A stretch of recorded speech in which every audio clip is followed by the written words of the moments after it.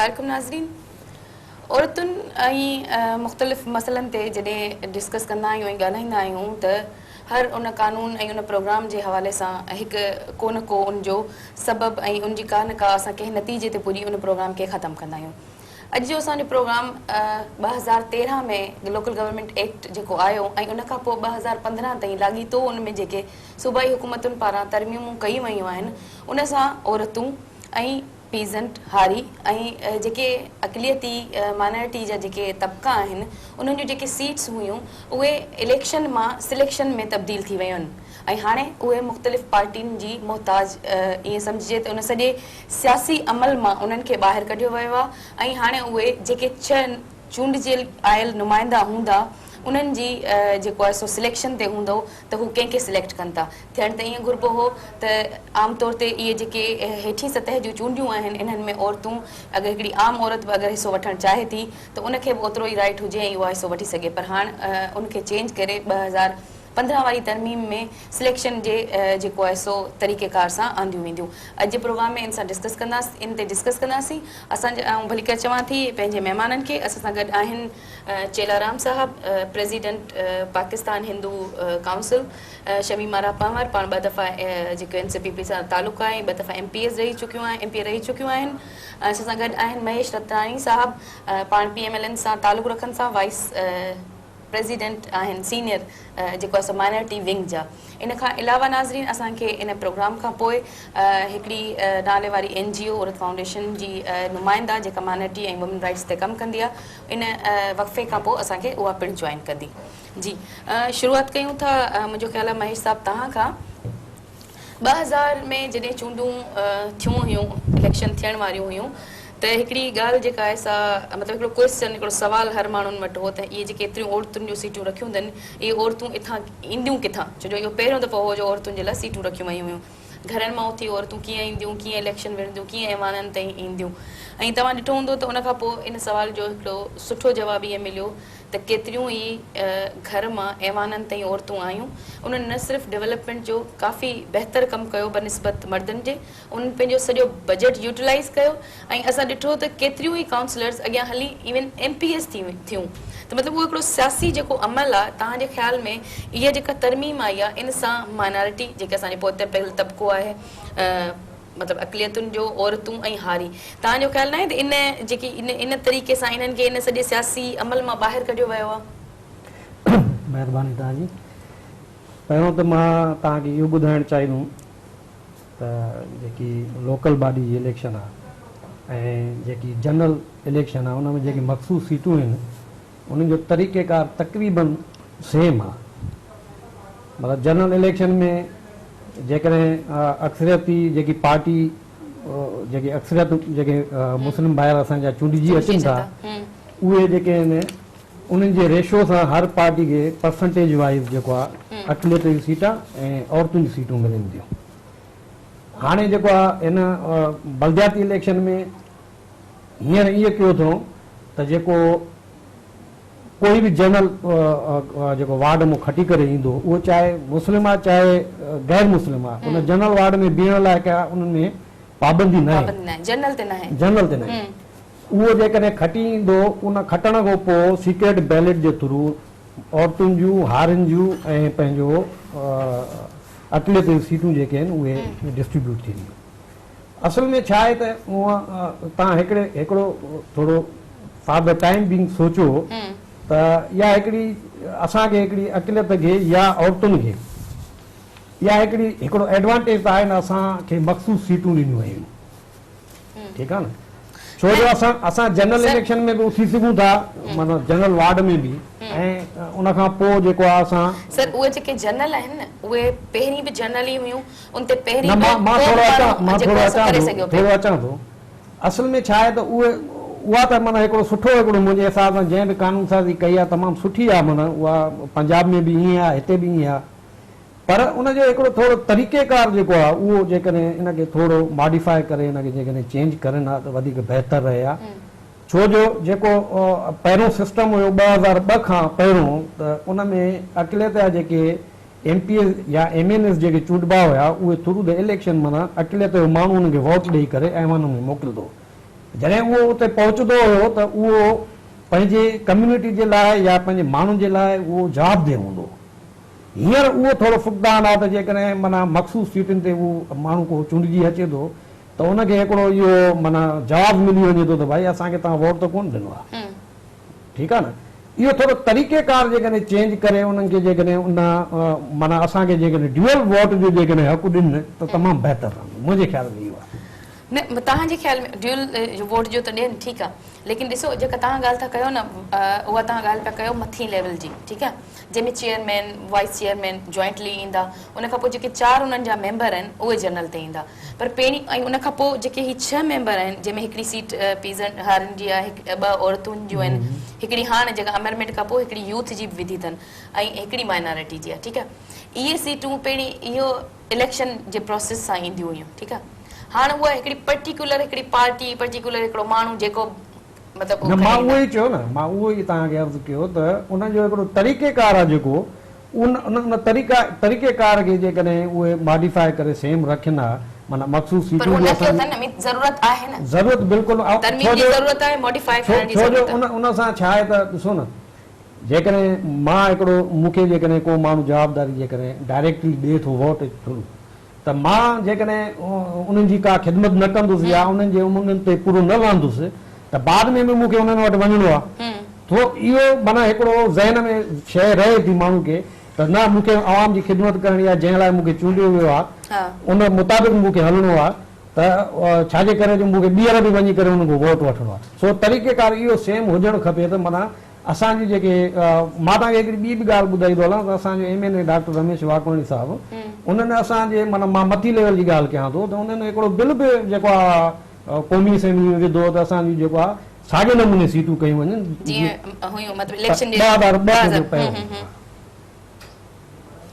त उहो बिल जेको आहे मुंहिंजे ख़्याल में अञा पेंडिंग आहे या ॿियो कुझु चकर आहे उहो फ़िलहाल पेंडिंग में आहे, माना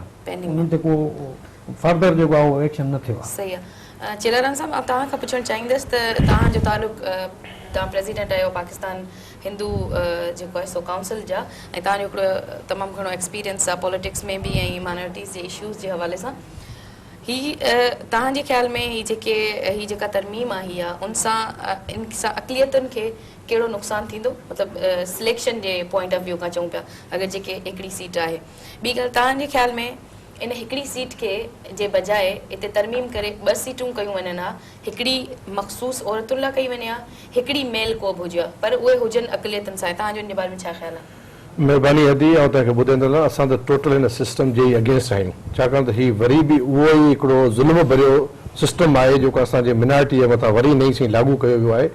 असां हमेशह चवंदा आहियूं त मिनारिटी खे पंहिंजा राइट्स जेके आहिनि उहे खे ॾिना वञनि। हिन दफ़े बि वरी बि असांखे चूंडींदो केरु, जेके बिलदियाती असांजा जेका रिज़र्व सीट आहे चूंडींदा असांजा उहे ई ॿार जेके हुतां चूंडींदा ऐं थापींदा वरी बि जीअं असां पहिरीं बि हिन जे अगेंस्ट आहियूं त असांजा MNA ऐं MPA जेके आहिनि इहे थापियल MP ऐं MNA आहिनि, इहे असांजा चूंडियल नुमाइंदा न आहिनि ऐं न ई इन्हनि खे अवाम चाहे थो। अवाम जो शऊर हींअर अखियूं खुली चुकियूं आहिनि, अवाम इन्हनि खे नथो चाहे। इन्हनि खे जेकॾहिं चाहींदा त इहे पंहिंजे सीटुनि ते वञी तकनि ते बीहनि ऐं चूंडिजी अचनि, ऐं हींअर वरी बि इहो ज़ुल्म भरियो दास्तान असांजे मथां रखियो वियो आहे त हाणे वरी बि तव्हांजी जेका अक़लियत जी जेका बिलजाती सीट आहे उहा बि हीअ जेके सॻोरा चूंडिजी ईंदा, पोइ हिननि जी मर्ज़ी आहे त हीअ कहिड़ी पार्टी हुते खणंदी, चाहे नून लीग अचे, चाहे पीपल पार्टी अचे, चाहे PTI अचे, चाहे MQM अचे, हिन जी मर्ज़ीअ सां कहिड़े माण्हू खे खणी ईंदा, हुन में एबिलिटी आहे या न आहे, मिनारिटी लाइ कमु करे सघे थो नथो करे सघे, अक़लियत सां वापसी अथसि न अथसि, जंहिंखे खपनि हुनखे खणी अचनि पंहिंजे चाहीते खे। को बि जेको माण्हू चूंडिजी अचे थो कंहिं बि सां तालुक़ रखे थो त उहो नुमाइंदगी करे थो पंहिंजी पूरी, अगरि औरतूं अचनि थियूं त उन्हनि जो मक़सदु इहो आहे त जेके औरतुनि जा मसइला आहिनि या उन्हनि जा इशूज़ आहिनि उन्हनि जी नुमाइंदगी कंदा ऐं उन्हनि जे हक़नि जे लाइ उन्हनि जे राइट्स जे लाइ ॻाल्हाईंदा। ईअं ई साॻियो माइनॉरिटीज़ जे हवाले सां या हारियुनि जे हवाले सां तमामु सुठो सिस्टम हो, जीअं असां हिननि खे डॉक्टर रमेश कुमार जी महेश साहिबु ॻाल्हि करे वियो, डॉक्टर रमेश बिल विझो बिल्कुलु हिन लाइ त हिननि चयो त भई पूरे पाकिस्तान में मिनारिटी जी इलेक्शन असां कीअं करायूं, पर हीअ त तव्हां बिलजाती इलेक्शन ई तव्हांजी ॻोठनि ताईं हुई न, हिते त तव्हां मिनारिटी खे राइट ॾेई सघो था त रिजर्व सीट ते तव्हां पंहिंजो छॾियो, तव्हां पंहिंजा वोटिंग ते चूंडिजी अचो, ऐं हिते तव्हां सॼो पाकिस्तान बि कोन हो, डिवीज़न लेवल ते बि कोन हो, डिस्ट्रिक्ट लेवल ते बि कोन हो, त ॻोठनि में त असांजे मिनारिटी माण्हू हिकिड़ो चूंडिजी अचे हा जंहिंमें टैलेंट हो न, त उहो बि हिननि असांखे हींअर मौक़ो इहो न ॾिनो, छो न ॾिनो ख़ुदा थो ॼाणे हिननि खे बहितर में कहिड़ी हिननि जूं नियतूं आहिनि, अञा ताईं मिनारिटीअ मथां कहिड़ो हिननि जो को व्यवहार रहियल आहे जेको अञा ताईं वठनि पिया। ॿी ॻाल्हि तव्हांखे ॿुधायां, हारी जी सीट हारी तव्हां वञी ॾिसो असांजे पाकिस्तान जो हारी ग्रास रूट में वञी ॾिसो त असांजी इकोनॉमी जो जेको हिकिड़ो मुआशिर जो वॾो ज़रियो आहे हारी जेकॾहिं हारी तव्हांजा चांवर हारी तव्हांजी कणिक हारी तव्हांजो जेकॾहिं कमनि जा फुटियूं जेकॾहिं न कंदो तव्हांजा जेके फॉरेन एक्सचेंज से बि न ईंदा जेके ही ऐश ऐशरत वारियूं गाॾियूं खणो हलो पिया या घुमो पिया या दौरा पिया कयो इहे सभु हारी जी पोख आहे उन सां बि ज़ुल्म आहे त उनखे बि तव्हां पंहिंजे मर्ज़ी सां चूंडे ईंदो जेको हारी जेको सुबुह जो सवेर को कोडर खणी वञी बीहे थो उहो न ईंदो ही उन जी आड़ में कंहिं न सी वठी करे हारी सीट विहारे छॾींदा त ज़ुल्म त इहो ई दास्तान आहे साॻड़ी बिलदाती इलेक्शन में बि हेठी चूंडनि में बि औरतुनि जी सीट में असां सम्झूं था त औरतूं तमामु सुठियूं ॻाल्हाईंदड़ आहिनि सोशल सुठो कमु कनि थियूं सब का वॾो जेतिरो बि औरतुनि जो बजट जेको बि ॾिननि हो औरतुनि सभई यूटिलाइज कयो डेवलपमेंट ते लॻायो सीट त मिले थी मिनाटी वारे खे बि सीट मिली हारी जी सीट मिली औरतुनि जी सीट मिली पर जेकॾहिं तरीक़ेकार जेको मैच थिए थो मॉडिफाई करे हुनखे करण में छो हुननि खे इहो ज़रूरत न पई आउं त पुछंदुसि असांजा जेके नुमाइंदा जेके असेंबली में वेठा आहिनि इहे छा पिया कनि ये चूड़ियूं पाए वेठा आहियो छो नथा ॻाल्हायो त भाई निज़ाम खे छो नथा चेंज कयो हिनखे अञा ताईं पुराणे निज़ाम खे खयो अचो हाणे दौर अची वियो अथव त पाकिस्तान जे लाइ हाणे सिंध जे लाइ कुझु सोचो माण्हू सुजाग थी चुका अथव अवां सिंध में डिलीवर छा कयो आहे असां मिनाटी छॾे वेही करे सिंध में वञी ॾिसूं था रोड ॾिसूं था हॉस्पिटलूं ॾिसूं था उते निज़ाम जी ॾिसूं था त आहे छा ऐं बिलदारी इलेक्शन आहे उन ते बि इहो ई वरी हिकिड़ो नाबूस ऐं हिकिड़ो ज़ुल्म भरियो दास्तान आहे शमीमारा पवार आहिनि पंहिंजे तालुक गवर्नमेंट सां बि आहे MP बि आहिनि पुराणी पॉलिटिकल जेके आहिनि से वर्कर बि रहियूं आहिनि अदी शमीम आउं तव्हांखां इहो पुछणु चाहींदसि त ॾिसो एतिरी मुश्किल सां ऐं एतिरी महिनत ऐं एतिरी जदोजहद खां पोइ औरतुनि ॿाहिरि आयूं उहे हिकिड़े सियासी अमल में शामिल थियूं थियण त ईअं घुरिबो हो त आहिस्ते आहिस्ते इहा परसेंटेज वधे हा ऐं उहे डायरेक्ट इलेक्शन में अचनि हा मीन्स अगरि हारी जो ॿार का ग़रीब माई आहे अगरि उहा बीहण थी चाहे या केरु बि बीहण थो चाहे उहे इलेक्शन जे प्रोसेस में अचनि ऐं बीहनि लेकिन हाणे ईअं थिए थो जो अगरि इंसान मूंखे ईअं लॻे थो इहो पर्सनली एक्सप्लाइटेशन आहे अगरि आऊं मतिलबु वाइस चेयरमैन या चेयरमैन जे उहिदे तां बीहां पई त आऊं जेके हेठि मूंखे चूंडणा आहिनि उन्हनि जो एक्सप्लाइट उन्हनि खे ईअं कंदसि त उन्हनि खे चवंदसि त तव्हां मां जेको वधीक मूंखे वोट ॾियारींदो ऐं अॻियां हली उनखे सिलेक्ट कंदसि ठीकु आहे लेकिन सिलेक्ट मूंखे हिकिड़े खे ई करिणो आहे सीट मूं वटि हिकिड़ी ई आहे ऐं इन सां इहो थींदो त आउं सभिनीनि खे पंहिंजे कम सां लॻाए सघंदसि सभिनीनि खे एक्सप्लाइट कंदसि सभिनि खां वोट वठंदसि ऐं आख़िर में पंहिंजी मर्ज़ी सां कंहिं हिकिड़े माण्हू खे चूंडसि तव्हांजे ख़्याल में तव्हांजी हुकूमत आहे मतिलबु इन में ऐं हींअर जेका रिसेंट तव्हांजी हुकूमत में इहा तरमीम थी आहे त पीपल्स पार्टी खे सूबाई हुकूमत खे छो ज़रूरत पेश आई अहिड़ी तरमीम करण जी अच्छा जी महिरबानी अदी जीअं त 2013 खां 2015 ताईं जेका अमेंडमेंट कई वई त मुंहिंजे ख़्याल में तमामु सियासी जमायतनि खे ऐं प्लस माइनॉरिटी खे बि विहारे ऐं उनजी मुशाहर सां इहा तरमीम आंदी वई आहे त बिल्कुलु असां उन्हनि खे अहमियत ॾिनी वई मुंहिंजे ख़्याल में डॉक्टर महेश मलाणी बि हो ऐं जेके बि नुमाइंदा असेंबली में वेठा आहिनि चाहे उहे क़ौमी ते हुजनि चाहे सिंध ते हुजनि बाक़ाइदे उन्हनि खे विहारे उन्हनि खां मुशावरत करे ऐं तमामु सियासी जमात खे एतमाद में वठी 2013 ऐं 2015 में जेका अमेंडमेंट कई वई आहे मुशावर सां कई आहे त यकीनन किथे बि मादी तव्हांखे हिकिड़ी क्लियर ॻाल्हि ॿुधायां त जीअं क़ौमी असेंबली में आहिनि जीअं सूबाई असेंबली में ख़वातीन आहिनि मख़सूस सीटूं बि उन्हनि जूं आहिनि मुक़रर आहिनि 5% यानी कि हर 6 MPs ते हिकिड़ी लेडीज़ सिलेक्ट थी अचे मख़सूस सीट ते पर हा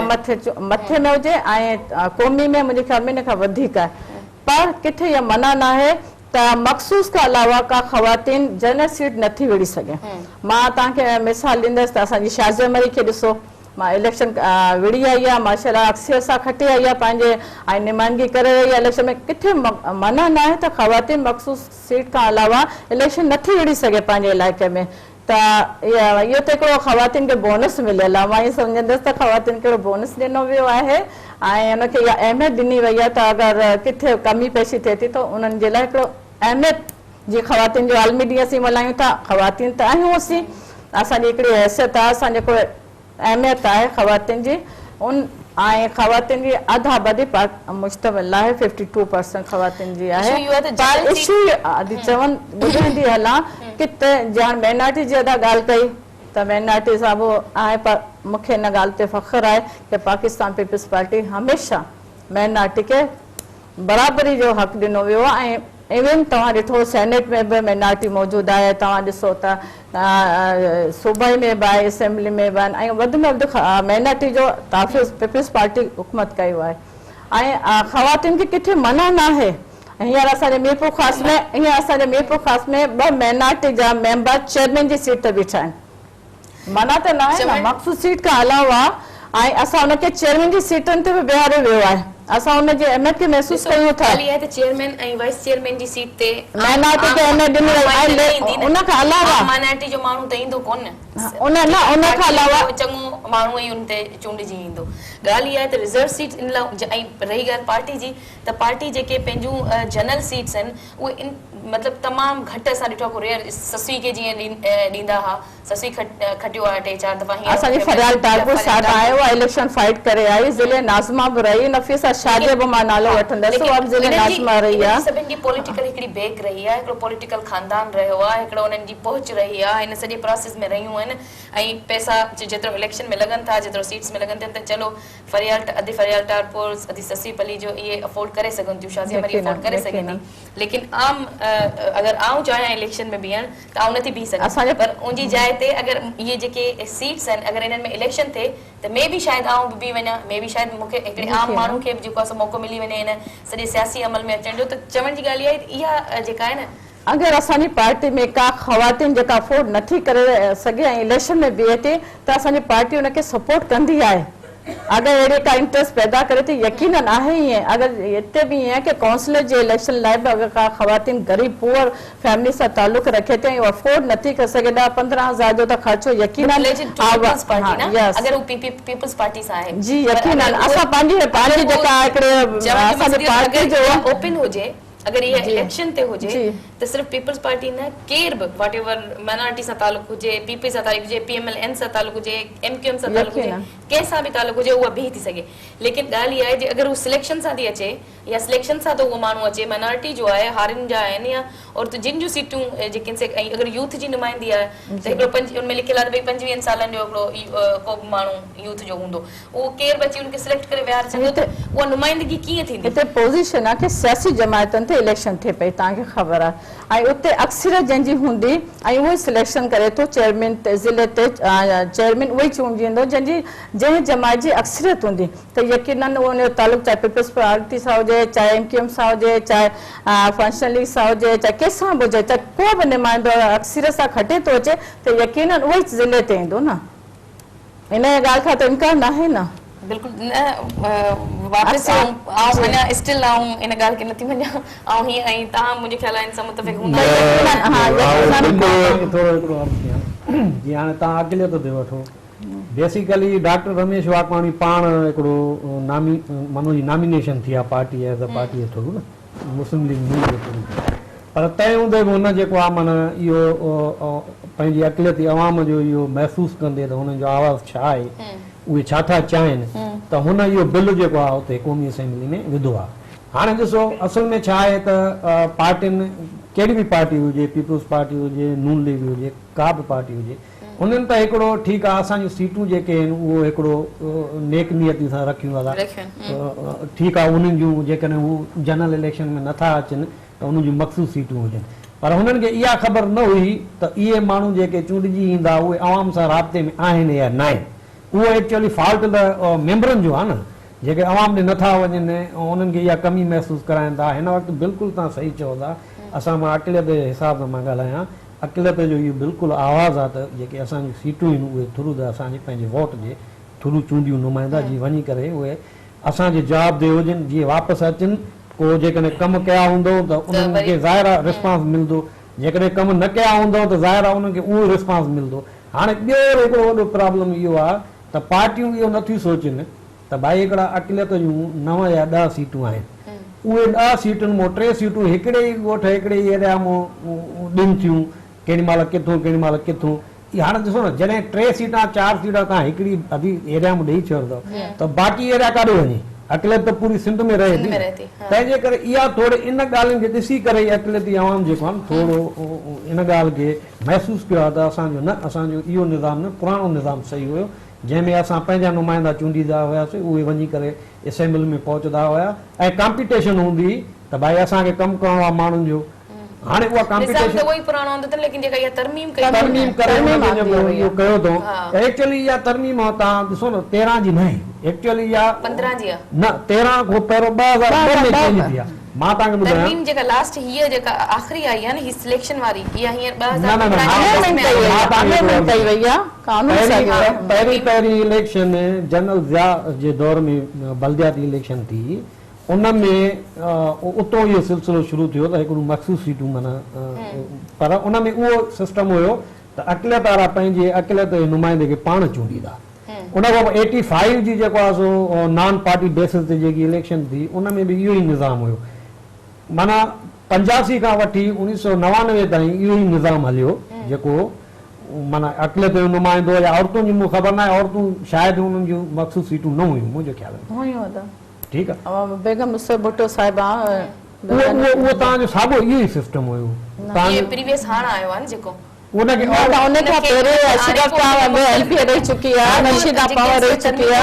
कंदा विया आहिनि असांजो चवणु इहो आहे त पुराणो माना हे मख़सूस सीटां हुजनि माना उनजो तरीक़ेकार हिकिड़ो चेंज करे उनखे थ्रू द वोट करनि जीअं असां पंहिंजा नुमाइंदा पाण चूंडियूं उहे असांजो हाज़ुर हाणे जीअं तव्हां आदि जेकॾहिं कंहिं माण्हू खां वोट वठी करे वेंदो त ज़ाहिर आहे तव्हांखे इहा सोच त हूंदी न मां हिन जी ख़िदमत कयां अहिड़े नमूने असांजे माण्हुनि में इहा हिकिड़ो हाणे जेको आहे दिमाग़ में हिकिड़ो खला आहे त इहो जेको आहे इहो ईअं थियणु खपे त असांखे उहो साॻियो जेको आहे 99 में जीअं सिस्टम हुयो उहो सिस्टम ॻाल्हियुनि जो सिलसिलो जारी रखूं था वक़्तु थियो आहे नंढड़े ब्रेक जो नाज़रीन वठूं था हिकिड़ो नंढो ब्रेक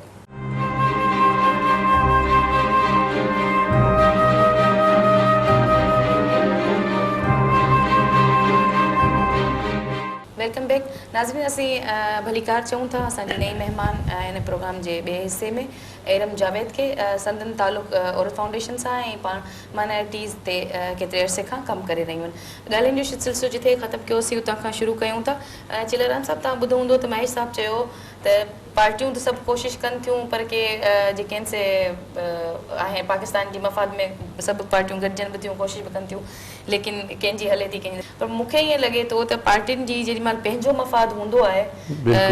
ओॾीमहिल सभु पार्टियूं गॾिजी वञनि अगरि उहो पॉलिटिकल हूंदो आहे ऐं उन्हनि जे मफ़ाद जो हूंदो आहे त राति विच में कानून बि अची वेंदा आहिनि ऐं कानून चेंज बि थी वेंदा आहिनि कानून टुटी बि वेंदा आहिनि लेकिन अगरि मामिलो अक़लियतुनि जो आहे मामिलो औरतुनि जो आहे मामिलो हारियुनि जो आहे त उते ईअं लॻंदो आहे त हर कंहिं मतिलबु अगरि फ़ाइदो न आहे त उहो न गॾिबा आहिनि बिल्कुलु अॼु तव्हां सही था चओ जॾहिं हिननि पार्टियुनि जो पंहिंजो पाण में जॾहिं मुफ़ाद हूंदो आहे त सभु हिकु टेबल ते वेही था रहनि त अॼु ॾींहं ताईं कॾहिं मिनारिटी जे मुफ़ाद लाइ कॾहिं सभु पार्टियूं पाण में गॾियूं आहिनि जीअं तव्हांखे ॿुधायां जीअं महेश चई वियो त डॉक्टर रमेश कुमार बिल विझो आहे इहो बिल छो नथो पास थिए रीज़न छा आहिनि छाकाणि जो हिननि असांजे पार्टियूं जेके आहिनि असां मिनारिटी खे विराए छॾियो आहे हिन में असांखे हिकिड़ो सिंबल ॾेई छॾियो त हीउ नो लीग जो आहे हीउ पीपल पार्टी जो आहे जॾहिं नो लीग जो बिल थो हुजे त पीपल पार्टी वारनि जी मुखालिफ़ कंदा त इहो बिल हिन दौर में छो पास थिए मुखालिफ़ कयो वरी जॾहिं पीपल पार्टी जो माण्हू थो हुजे त नो लीग जा था बिल मुखालिफ़ कंदो हिन में छाकाणि जो हीउ असांजा नुमाइंदा असां चऊं था हीउ नुमाइंदा असांजा मिनारिटी जा आहिनि ई न हीउ नुमाइंदा अथव पार्टियुनि जा हीउ पार्टियुनि जा जीअं हिननि खे पार्टियूं चवनि थियूं तीअं हुन ते अमल कनि था हटी करे पार्टीअ खां हीउ मिनारिटी जी का ख़िदमत करण लाइ तयारु न आहे सवाइ रुगो पार्टियुनि जी चाहे नो लीग वारो आहे त नो लीग जी ॻाल्हि कंदो पीपल पार्टी वारो त पीपल जी ॻाल्हि कंदो एम क्यू वारो एम जी ॻाल्हि हर कंहिंखे पंहिंजी सीट वठणी आहे पंहिंजी कुर्सी चमकाइणी आहे आउं चवां थो मुंहिंजे ॿारनि खे त हीउ छा असांखे सीटूं ॾेई करे असां जेको थोरो था कनि मिनारिटी वारे ते रिज़र्व सीटूं ॾेई करे छा असां पाकिस्तानी हिकु शहरी आहियूं असांजा राइट्स आहिनि असांजा हक़ूक़ आहिनि जॾहिं असांजी आवाम सॼी चाहे थी त असांखे पंहिंजूं सीटूं इलेक्टेड करे ॾियो जनरल सीटूं त असां विढ़ूं था पोइ छो नथा ॾियो कहिड़ी पार्टी आहे जेका असांखे अञा ताईं उहा नई पार्टी नाफ़िज़ सिंध जेका ॾींदी छा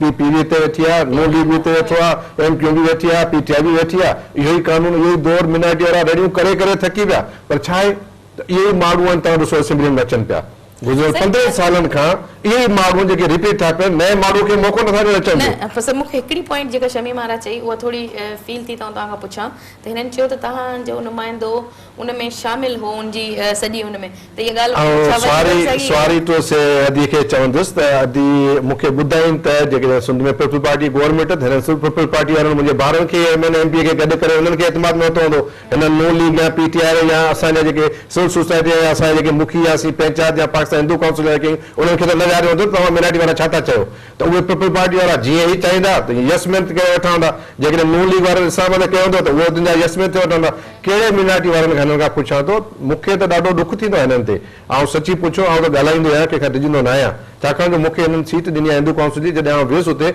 मूंखे चवंदा हुआ जी मिनारिटी जी हिकिड़ी कमीशन ठहियलु आहे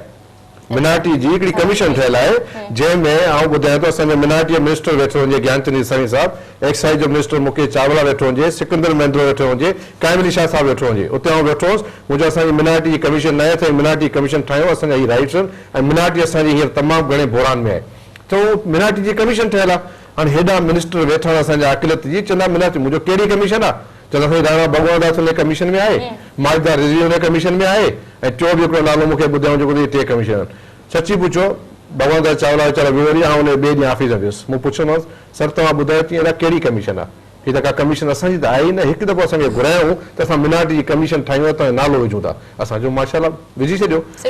उन खां पोइ का असांजी कमीशन न आहे, मिनार्टी जी कमीशन आहे न, कमीशनूं ही ठाहींदा आहिनि पंहिंजूं, पीपल पार्टी जी सिंध में हुकूमत हूंदी आहे त पीपल पार्टी वारनि खे कमीशन ठाहे हुननि खे अॻियां कंदा आहिनि, नून लीग वारा नून लीग खे अॻियां कंदा आहिनि, ॿी मिनार्टी पंहिंजे घर वेठी हूंदी आहे ख़ुशि। असां अॼु बि इहो चाहियूं था त वरी बि कारो निज़ाम आहे बिलजाती जेको मिनार्टीअ मथां, त वरी बि इहे चूंडिजी ईंदा। हाणे मूंखे ॿुधाए जीअं भेण मुंहिंजी ॻाल्हि कई त असां मीरपुर ख़ासि में मिनार्टी वारनि खे चेयरमैन जी 2 सीटूं ॾिनियूं,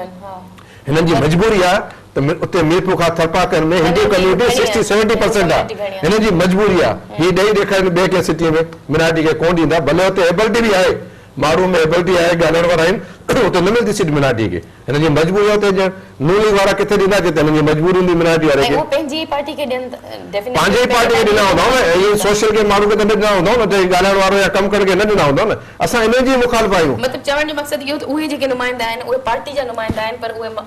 अक़लियत जा नुमाइंदा न आहिनि। असां चाहियूं था त असांखे मिनार्टी वारनि खे हिकिड़ा त आहियूं अॻे मिनार्टी में हिते 7-8% आहियूं, इन्हनि खे अवां पार्टियुनि में असांखे न विड़ायो, ख़ुदा असांजो सभु मौजूदु पार्टियूं आहियो, सभु सुठा कम कयो पियूं, अञा बि कंदव, असांजो साथ तव्हां सां गॾु आहे, पोइ पीपल पार्टी सां बि आहे, नून लीग सां बि आहे, हर पार्टी सां गॾु आहे, असांखे पार्टियुनि में छो था विड़ायो, असांजा जेके हक़ूक़ आहिनि उहे पार्टियुनि में अची करे असांखे ख़तमु था थी वञनि, असांजा जेके लीडर आहिनि चूंडिया अचनि था पार्टी लाइ कमु था कनि, मिनार्टी खे भुलिजी था वञनि। इरम जावेद, मैं आपसे ये पूछना चाहूँगी कि आपने इतने अरसे से मिनार्टी पे आप भी काम कर रही हैं और काफ़ी आपने रिसर्च वगैरह भी की है इनसे, मुझे ये पूछना है आपसे कि ये जो तरमीम आई है, ये जो इलेक्शन से सिलेक्शन के उसमें चले गए हैं, तो इससे माइनॉरिटीज़ पे क्या इम्पेक्ट पड़ेगा, औरतों पे क्या इम्पेक्ट पड़ेगा इसका, और दूसरा ये कि जो पॉलिटिकल पार्टीज़ अपने मैनिफेस्टोज बनाती हैं उसमें वो क्यों नहीं बल्दियात का या इसका लोकल गवर्नमेंट में एक चैप्टर क्यों नहीं डालती हैं, और इस पे क्या आपने कुछ लॉबिंग की है, कुछ काम किया है इस हवाले से? देखिए, माइनॉरिटीज़ के इशू पे काम करते हुए सबसे पहले जो मुझे जो चीज़ मैंने नोट की वो ये कि इनका प्रॉब्लम ही सिर्फ ये है कि इनके पास रिप्रेजेंटेशन ठीक नहीं है, इनके पास जो पॉलिटिकल रिप्रेजेंटेशन है वो उसमें ही मसाइल हैं, जो लोग इनको रिप्रेजेंट कर रहे होते हैं वो बाकी लोग उनको अवाम उनको ऑन ही नहीं कर रहे होते, जब आप उन्हें ऑन नहीं करते तो आप ना उन तक अपने मसले लेके जाते हैं और ना जिनको आप रिप्रेजेंट कर रहे हैं आप उनके मसले असेंबली तक लेके जाते हैं, ट्रू रिप्रेजेंटेशन तो है ही नहीं। अच्छा, अब इसमें फिर अगर हम सिलेक्शन वाला काम ले आते हैं जो कि लोकल गवर्नमेंट में अब इस दफ़ा LGO 2001 में ऐसा नहीं था, उसमें सिलेक्शन का सिलसिला नहीं था, फिर भी काफ़ी बेहतर रिप्रेजेंटेशन आई, क्योंकि आपको पॉलिटिकल एक्टिविस्ट चाहिए होते हैं, first cadre, second cadre, third cadre, आपको नीचे से पॉलिटिशियन और बना के लाने पड़ते हैं, वो तभी आते हैं जब लोग इलेक्शन के एक प्रोसेस से आए। जब आप सिलेक्शन करेंगे तो जाहिर है पहले ही इनकी तरफ से पार्टी की अपनी मर्जी होगी किसको दें, जो उन्हें खुश करेगा, और आपको पता है पार्टियां किससे खुश होती हैं, पार्टियां किन बातों से खुश होती हैं, किन चीज़ों से खुश होती हैं, जो उनको सपोर्ट करता है, और जो सपोर्ट करता है, जो यानी ये तो पैसे का खेल हो गया सारा, मतलब एक आम बंदे का, एक गरीब बंदे का, एक दूसरे बंदे का इस प्रोसेस से कोई ताल्लुक नहीं होगा, वो तो एकदम से बाहर आ गया ना, उसको आपने वाइप आउट कर दिया, आपने उसे वाइप आउट कर दिया, आपने उसे निकाल के बाहर खड़ा कर दिया कि तुम चाहे कितने भी अच्छे वर्क करो, लेकिन तुम जब तक पार्टी को खुश नहीं करोगे आप आगे नहीं आ सकते, हम आपको सिलेक्ट नहीं करेंगे। पार्टी, ये जो लोकल गवर्नमेंट सिस्टम होता है बेसिकली ये नीचे से पॉलिटिशियन लेके आने और पॉलिटिकल एक्टिविस्ट लेके आने का प्रोसेस होता है, और यही ट्रू मेथड है पॉलिटिशियन डेवलप करने का, आपको सिर्फ नीचे तक लाने का बॉटम टू टॉप अप्रोच होती है, और इसके अंदर नीचे से आपके पास पॉलिटिशियन आते हैं जो कि आगे चल के आपकी असेंबलियों में, आपके सेनेट में, आपके नेशनल असेंबली के मेंबर बन सकते हैं। तो आप जब वहीं पे उनको तोड़ दोगे, उनको वहीं डिस्कनेक्ट कर दोगे लोगों से, तो फिर उसके बाद तो आप उसे नहीं ला सकते बेसिकली हमारा।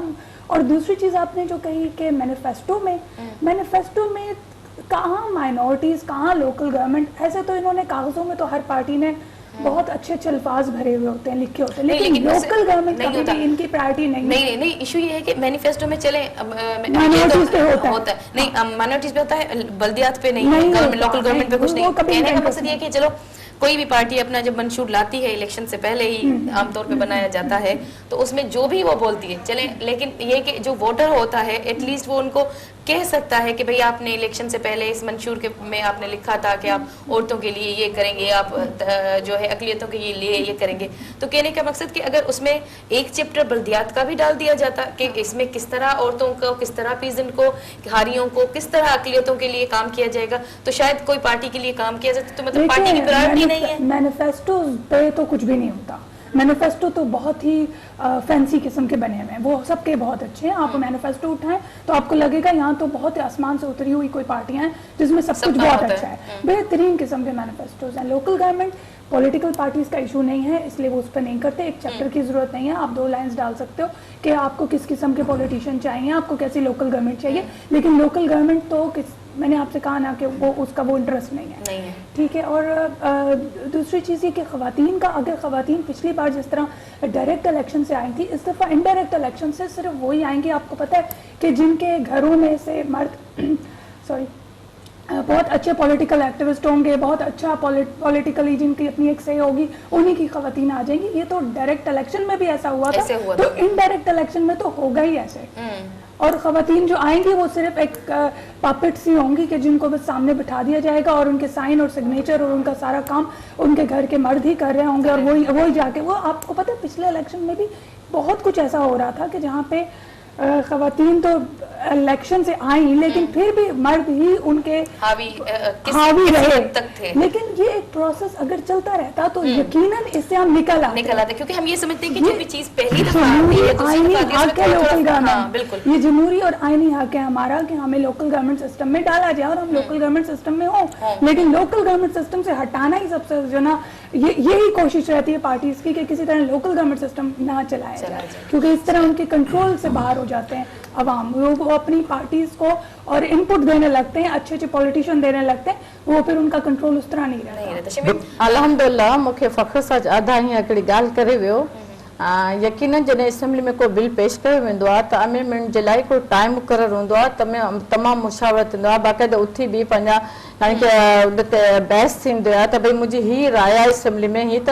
अक़लियत जा मेंबर चाहे क़ौमी हुजनि चाहे सूबाई में हुजनि, उते नुमाइंदा त मौजूदु हुआ न, उन वक़्तु पंहिंजो पॉइंट ऑफ व्यू जेको बि हो माइनॉरिटी जे हवाले सां ॻाल्हाए थी सघिया, पर तव्हां ॾिठो किथे बि आहे असेंबली में उते कंहिं अक़लियती मेंबर वेही न ॻाल्हायो आहे। ऐं हिन ॻाल्हि जी त बल्कि ख़ुशी जी ॻाल्हि आहे त तमामु सियासी जमातूं जिते माइनॉरिटी जी हक़ जी ॻाल्हि थिए थी, जिते मुल्क जे तहफ़ुज़ जी ॻाल्हि थिए थी, जिते जमहूरियत जी ॻाल्हि थिए थी, असांखे हिकु थियणु खपे।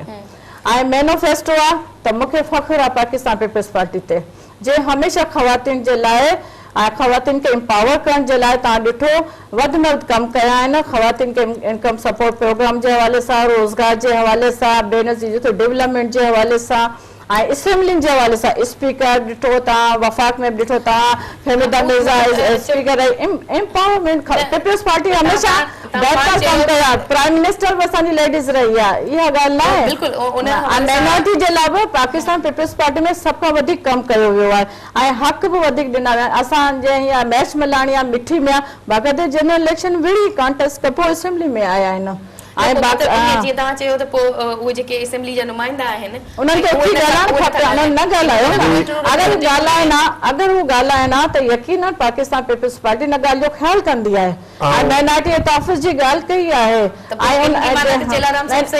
त उहे पार्टी जा नुमाइंदा आहिनि पर उहे उन्हनि खे ॻाल्हाइणु खपे। ॻाल्हि चवां त जीअं हर शोबे में हिते कारियूं रिढूं आहिनि, तीअं असांजे मिनारिटी जा जेके चूंडियल नुमाइंदा आहिनि इन्हनि में बि कुझु कारियूं रिढूं हुते आहिनि। जेकॾहिं इहे माण्हू असां लाइ ॻाल्हाईंदा, अॼु मूंखे शर्म सां थो इहा ॻाल्हि चवणी पए, असांजी दीवाली अचे पई 8 ॾींहंनि खां पोइ, अॼु ॾींहं ताईं असांखे हिन मुल्क में दीवाली जी छुटी न आहे। असांजा असेंबली जा मेंबर ॾियारी जी छुटी जेका तव्हांजी जीअं ईद आहे वॾो ॾींहुं आहे जीअं छुटी हूंदी आहे त उहा बिल उहो 2 ॾींहं छुटी असांखे मंज़ूर न कराए सघिया त इहे असांजा मिनारिटी जा लीडर असांजी असेंबली में छा असां लाइ ॻाल्हाईंदा पाकिस्तान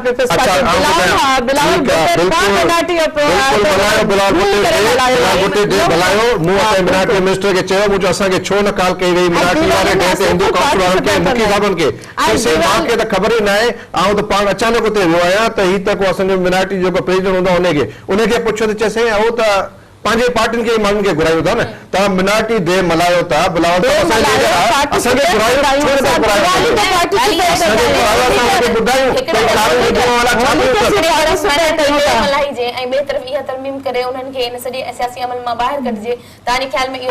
हिकिड़ी ॻाल्हि कई त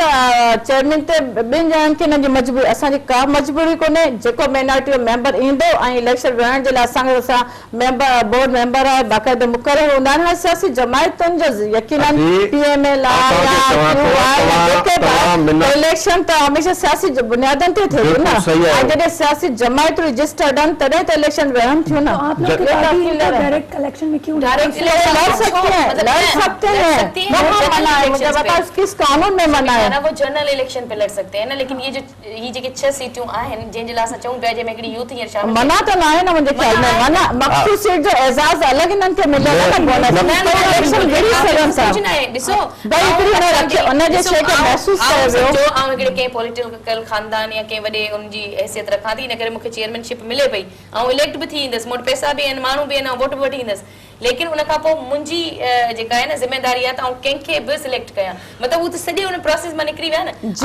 ख्वाहिश इज़हार कयो आहे असां उनखे सीट ॾिनी आहे मुझे समझ नहीं आता हम 2 स्टेप आगे बढ़ के पॉलिटिकल बैक हो जाते हैं क्यों हम बैक हो जाते हैं जब हमने उस वक्त 3 खवातीन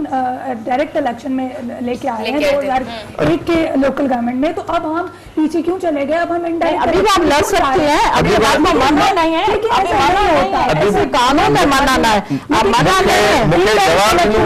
जवाब एक सेकंड मेरे ख्याल में मना नहीं है लेकिन लड़ सकते हैं एक सेकंड जब वो कौन आपके मुकाबले में आएगा जब बहुत बारी फैमिली से खवातीन आ जाएंगी और वो सिलेक्शन के जरिए आ जाएंगी उनके मुकाबले में कोई भारी फैमिली से नहीं होती है गरीब माइनॉरिटी का मेंबर कहाँ उनके मुकाबले पे आ सकते हैं आपके हिंदू काउंसिल में भी आपको पता है कि यहाँ पे मतलब यहाँ नुमाइंदगी की बात हो रही है जनरल सीटुनि ते माण्हू इलेक्शन में चूंडंदा बीहनि था पाकिस्तान इलेक्शन कमीशन आहे त ही जेके रिजर्व सीटूं आहिनि चाहे यूथ जी चाहे हारी जी चाहे लेडी जी मिनारिटी छो नथी उनजी इलेक्शन थिए रीज़न छा आहे उनजी इलेक्शन थिए रिजर्व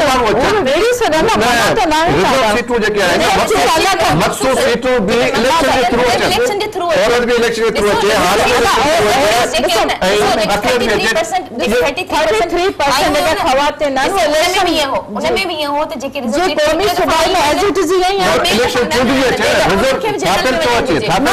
इलेक्शन में असांजे ख़वातीन बीठियूं नहीं है जॾहिं जनरल सीट इलेक्शन थिए थी इलेक्शन कमीशन खे बि इहे इलेक्शन जे थ्रू करणु घुरिजे इलेक्शन विड़ी सघनि थियूं किथे मना ना है के कानून में ना है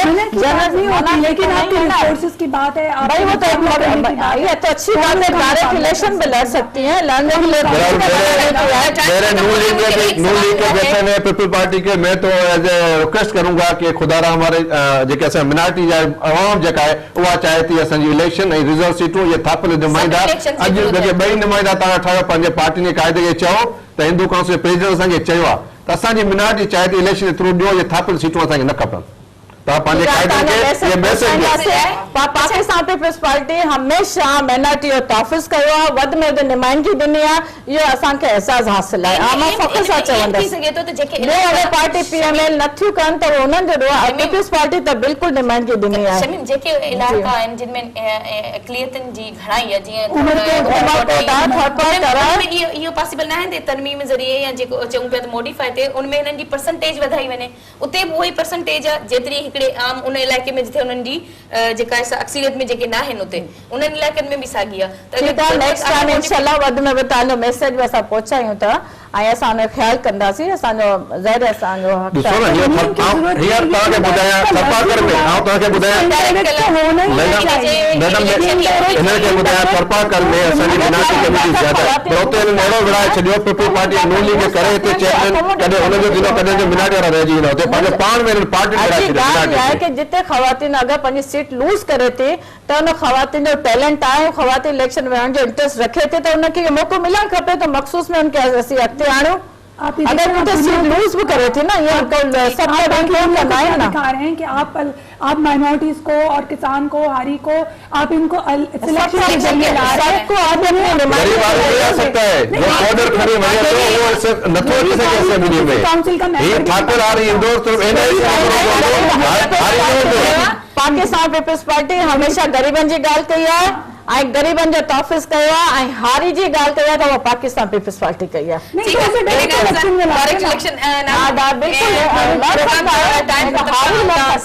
तव्हां सभिनि जी जेको आहे सो थोराइती आहियां तव्हां असांखे टाइम ॾिनो हिते आया। नाज़रीन आर्टिकल 32 ऐं आर्टिकल 140 स्टेट खे हिन ॻाल्हि ते पाबंद बनाए थो त हू जेके इदारा ठाहे पावर जेको आहे उनखे हेठी सतह ताईं मुंतक़िल करे ऐं असांजूं पुठिते पयल तबिका जिन में अक़लियतूं बि आहिनि औरतूं बि आहिनि ऐं हारी आहिनि उन्हनि जे हक़नि जो ऐं उन्हनि जी सियासी अमल में शमूलियत खे जेको आहे सो यकीनी बनाए ऐं इहे अॼु जे इन प्रोग्राम मां जे में नतीजो अगरि कढूं त उहो इहो आहे त इन्हनि सभिनीनि जी नुमाइंदगी ज़रूरी आहे इलेक्शन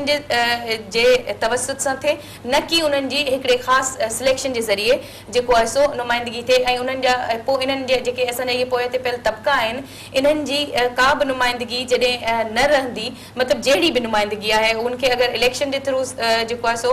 इन प्रोसेस में आंदो वञे त उहो इन सियासी सॼे अमल में औरतूं ऐं अक़लियत ऐं जेके हारी आहिनि उहे पंहिंजो हिसो वठी सघनि था अगरि जे आइन जे रूह ते हुकूमतूं अमल करनि त ईंदड़ प्रोग्राम में कंहिं ॿिए नए इशू सां हाज़िर थींदासीं तेसिताईं इजाज़त ॾींदा अलाह भाई।